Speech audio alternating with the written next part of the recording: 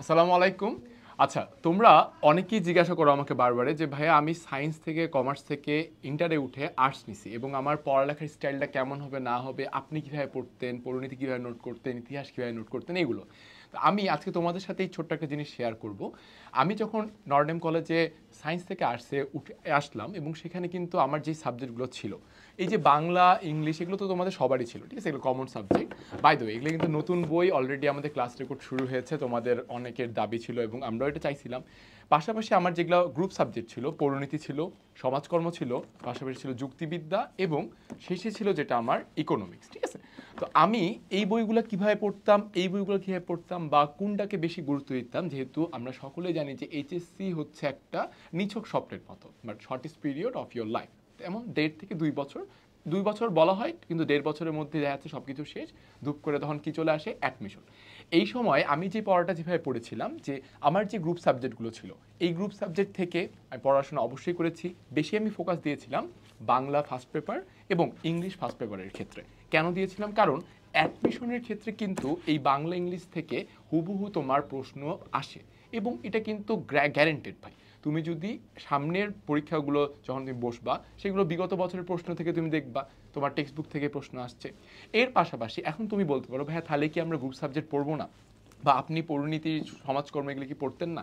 অবশ্যই পড়তাম। কারণ অ্যাডমিশনের তোমার যে জিকে পার্টটা আসবে, এটা কিন্তু আবারও আমি বারবারই এটা আমরা বলে থাকি তোমার গ্রুপ সাবজেক্ট থেকে। তুমি যখন ঢাকা ইউনিভার্সিটি, চট্টগ্রাম, রাজশাহী, জাহাঙ্গীরনগর কিংবা গুচ্ছতে ভর্তি পরীক্ষা দিতে যাবা, তখন তুমি দেখবা জিকের পার্টে কিন্তু এই পরিণতি থেকে আসছে। পরিণতি দ্বিতীয় পত্রে, এটা তো প্রথম পত্র, দ্বিতীয় পত্রে যেরকম রয়েছে ইতিহাস, ওখান থেকে প্রশ্ন আসছে, বা প্রথম পত্র থেকে সুশাসনের কে প্রথম কোন প্রতিষ্ঠান সুশাসন ধারণা দিয়েছিল, কয়টা মানদণ্ড রয়েছে, তেমন, ঠিক আছে। এছাড়া আমি বাংলা ফার্স্ট পেপার বই কীভাবে পড়তাম তোমাদেরকে একটু বলি। বাংলা ফার্স্ট পেপার বই আমি যেভাবে পড়তাম, যেমন বাংলা ফার্স্ট পেপার আমি যদি বের করি, প্রথমে আসছে আমাদের কি অপরিচিতা, ঠিক আছে।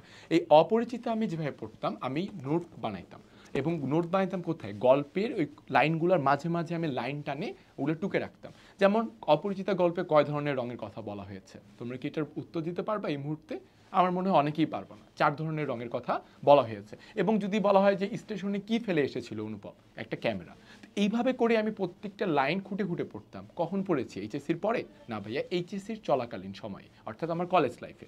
এবং মোস্ট ইন্টারেস্টিং পার্ট কি জানো, আমাদের কলেজের টিচাররা, নরডেম কলেজের টিচাররা সবসময় একটা কথা বলে, সেটা হলো যে প্রত্যেকটা বইয়ের বেসিকটা ধরো, অর্থাৎ তোমার বইয়ের যে বেসিক আলোচনা, মূল আলোচনাটা, সেটাকে তুমি রপ্ত করো। যেমন আমাদের একজন স্যার ইংলিশের, তিনি আমাদেরকে ইংলিশ বইয়ের উপরে বলেছিলেন, যেটা লিখাই দিয়েছিলেন, যেটা একটা বাইবেল। এই বাইবেল কেন বলেছে জানো? এই ইংলিশ বই থেকে হুবহু করে ঢাকা ইউনিভার্সিটির অ্যাডমিশনের ইংলিশ কোশ্চেনটা হয়। এত বড় একটা সুযোগ তোমরা পাচ্ছ as a student of arts, তোমরা কেন এই সুযোগটা লুফে নিবা না? পরবর্তী একটা তোমাদের প্রশ্ন অনেকের, যে ভাইয়া পরিণতি নোট করতে আমি পারি না। ইভেন আমাকে অনেকে ইনবক্সে ফোন দিয়েও তোমাকে জিজ্ঞাসা করেছো যে ভাইয়া পরিণতি কীভাবে নোট করব। সহজ কথা তোমাদেরকে বলি। যেমন পরিণতির প্রথম পত্রের কথা যদি বলি আমি, পরিণতি প্রথম পত্রটা অধ্যায় রয়েছে সুশাসন। তাহলে সুশাসনের ক্ষেত্রে যেটা করবো, বৈশিষ্ট্যগুলো খাতায় লেখো, পয়েন্টগুলো জাস্ট লিখো এবং এমন করে পড়ালেখা করো যাতে তুমি যখন পয়েন্টগুলো তোমার খাতায় দেখবা, ফর্সে তোমার একটা উদাহরণ দিই। মনে করো তোমার নাম হলো রমজান। এখন তুমি তোমার রমজানের পরে তুমি লিখলা বাসভূমি, তারপরে লিখলা পরিচয়, ঠিক আছে, তারপরে লিখলা তোমার শিক্ষাগত যোগ্যতা। তো ভাই, এই পয়েন্টগুলো তুমি যখন একটা কোথাও যায় বিশ্লেষণ করতে চাও, তুমি কি জানো না এগুলো কি বলতে হবে? অবশ্যই তোমার জানা আছে। তাই এমন করে রপ্ত করো যাতে তোমার পড়াশোনা তোমার জীবনের সাথে একদম তোমার প্রেমিকার মতো যেন জুড়ে যায়।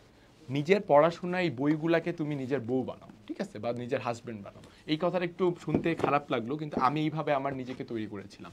এবং আরেকটা লাস্ট কথা, সেটা হলো ইকোনমিক্স। অনেকের প্রশ্ন থাকে ভাই ইকোনমিক্সে কিভাবে ভালো করব, ঠিক আছে। এই যে যার বই আমি ধরে আছি, রণজিৎ কুমার নাথ স্যার, উনি কিন্তু আমাদের সরাসরি টিচার আমাদের কলেজের।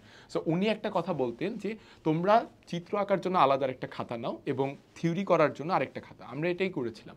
তাই চিত্র আঁকতে উনি বলেছেন যাতে তোমরা অন্যান্য শিক্ষার্থীর মতো কলম যে কলম দিয়ে বা পেন্সিল দিয়ে যখন চিত্র আঁকবা, যাতে তোমাদের স্কেল যাতে না লাগে, তোমরা যদি ফ্রি হ্যান্ড চিত্র রাখতে পারো।